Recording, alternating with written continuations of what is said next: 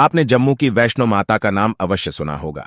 आज हम आपको इन्हीं की कहानी सुना रहे हैं। पौराणिक कथा के अनुसार वैष्णो माता का जन्म दक्षिणी भारत में रत्नाकर के घर हुआ था। माता के जन्म से पहले उनके माता पिता निसंतान रहे। कहा जाता है कि माता का जन्म होने से एक रात पहले उनके माता ने वचन लिया था कि बालिका जो भी चाहे वे उसके रास्ते में नहीं आएंगी। बचपन में माता का नाम त्रिकुटा था। बाद में उनका जन्म भगवान विष्णु के वंश में हुआ, जिसके कारण उनका नाम वैष्णवी कहलाया। मान्यता है कि माता वैष्णो देवी ने त्रेता युग में माता पार्वती, सरस्वती और लक्ष्मी के रूप में मानव जाति के कल्याण के लिए एक सुंदर राजकुमारी का अवतार लिया था। उन्होंने त्रिकुटा पर्वत पर तपस्या की थी। बाद में उनका शरीर 3 दिव्य ऊर्जाओं महाकाली, महालक्ष्मी और महासरस्वती के सूक्ष्म रूप में विलीन हो गया। मां वैष्णो देवी मंदिर की कहानी और महिमा के बारे में माना जाता है कि करीब 700 साल पहले मंदिर का निर्माण पंडित श्रीधर ने किया था। श्रीधर एक ब्राह्मण पुजारी थे। श्रीधर व उनकी पत्नी माता रानी के परम भक्त थे। एक बार श्रीधर को सपने में दिव्य के जरिए भंडारा करने का आदेश मिला, लेकिन श्रीधर की आर्थिक स्थिति अच्छी नहीं थी, जिसके कारण वह आयोजन की चिंता करने लगे और चिंता में पूरी रात जागे। फिर उन्होंने सब किस्मत पर छोड़ दिया।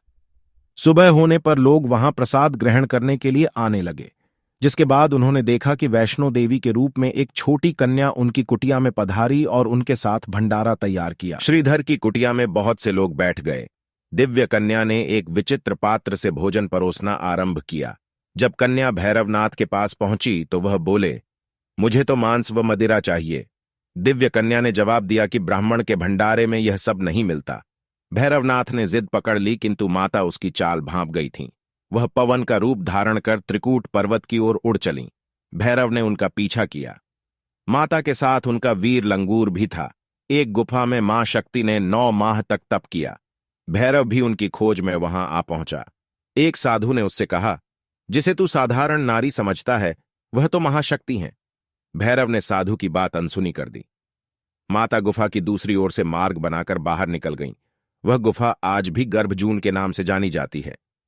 देवी ने भैरव को लौटने की चेतावनी भी दी, किंतु वह नहीं माना। मां गुफा के भीतर चली गईं। द्वार पर वीर लंगूर था। उसने भैरव से युद्ध किया। जब वीर लंगूर निढाल होने लगा तो माता वैष्णो ने चंडी का रूप धारण किया और भैरव का वध कर दिया। भैरव का सिर भैरों घाटी में जा गिरा। तब मां ने उसे वरदान दिया कि जो भी मेरे दर्शनों के पश्चात भैरों के दर्शन करेगा उसकी सभी मनोकामनाएं पूरी होंगी। आज भी प्रतिवर्ष लाखों श्रद्धालु माता वैष्णो के दर्शन करने आते हैं।